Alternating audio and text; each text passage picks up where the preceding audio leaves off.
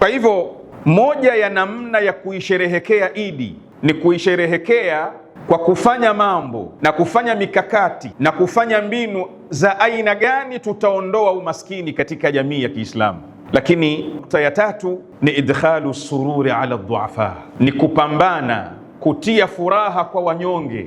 Wanyonge hapa nakusudia mayatima, wanyonge hapa nakusudia wajane, wanyonge nakusudia watu wanaoishi kwenye mazingira magumu, wanyonge nakusudia vijana wetu walioathirika na madawa ya kulevya kiasi hawajui la kutenda. Siku ya Idi, namna ya kuisherehekea, moja ni kuhakikisha kutia furaha kwa watu wa aina hiyo.